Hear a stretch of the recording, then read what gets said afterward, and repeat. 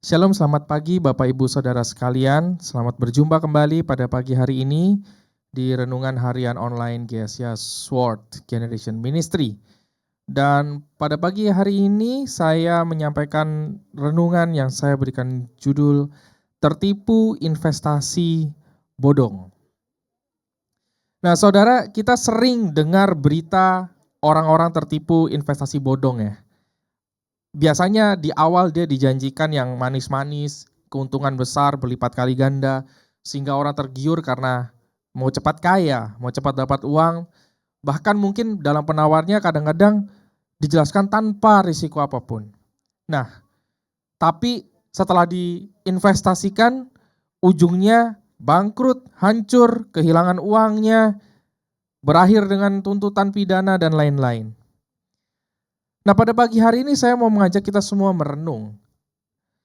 Jangan-jangan ada juga yang saat ini kita sedang berinvestasi bodong dalam hal kerohanian.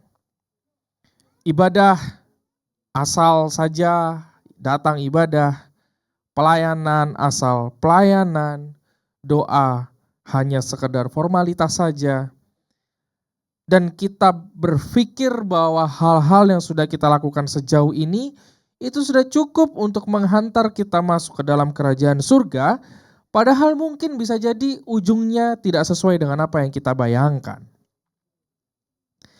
Nah, Rasul Paulus pernah menggambarkan ini di dalam 2 Korintus 5 ayat 1 yang kerap kali kita baca belakangan hari ini gitu ya.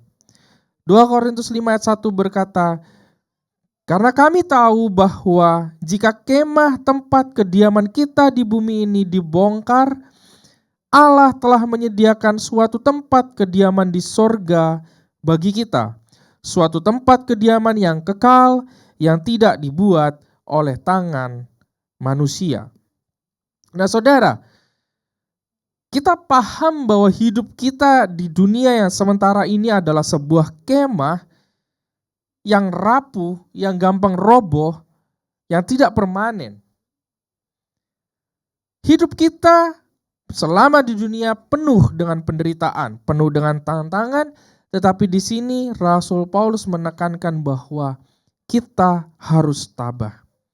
Kenapa? Jawabannya karena ada rumah kekal yang Tuhan sediakan bagi kita di surga. Nah, artinya gini, kalau hidup kita di dunia ini yaitu kemah cuman sementara, banyak orang bertanya kalau begitu ngapain kita repot-repot beribadah, ngapain kita repot-repot pelayanan, ngapain kita repot-repot berdoa. Seolah-olah itu terkesan membuang waktu. Ibadah datang 2-3 jam, pelayanan apalagi harus datang ibadah doa Selasa, kemudian harus latihan di rumah, latihan di gereja, semuanya terkesan membuang waktu. Tapi sebenarnya jawabannya sederhana saudara.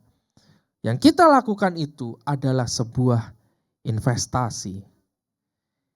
Investasi untuk kekekalan.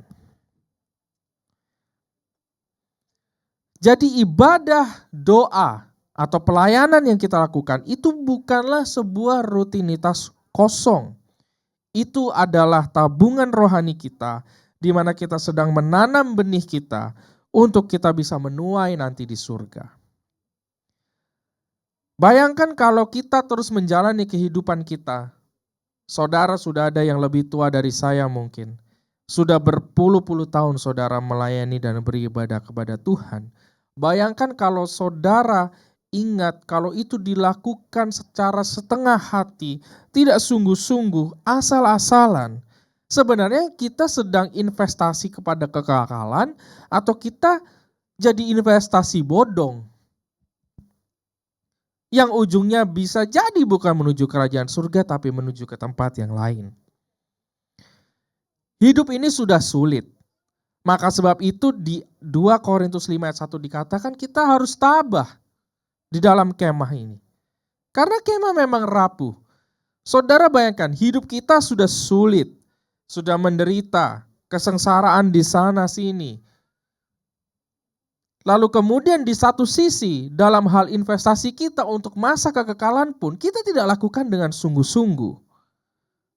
Lalu bagaimana hasil yang kita harapkan kalau kita tidak bisa tabah dalam penderitaan, kalau kita tidak serius dalam ibadah dan pelayanan kita? Lalu apa yang mau kita kejar dan kerjakan dalam hidup kita? Pada saat kita jalani hidup kita yang penuh dengan penderitaan dengan tabah, pada saat kita menjalani ibadah, doa, dan pelayanan kita dengan sungguh-sungguh, memang hasilnya tidak langsung kelihatan. Beda kalau saudara investasikan uang saudara di bank, masukkan ke deposito dalam waktu 1 bulan, 3 bulan, 12 bulan, saudara bisa mengira-ngira hasilnya seberapa. Tapi dalam hal kerohanian memang tidak bisa kelihatan hasilnya. Sebab itu mari kita renungkan. Dalam 2 Korintus 4 ayat 18 firman Tuhan berkata, sebab kami tidak memperhatikan yang kelihatan, melainkan yang tak kelihatan. Karena yang kelihatan adalah sementara, sedangkan yang tak kelihatan adalah kekal. Sesuatu yang tidak terlihat itu adalah sesuatu yang kekal. Untuk sesuatu yang kekal, lakukanlah dengan sungguh-sungguh. Jadi mari kita refleksikan pagi hari ini. Apakah saat ini kita sedang menanam untuk kekekalan kita, untuk surga? Atau saat ini kita sedang menipu diri kita sendiri dengan investasi bodong rohani?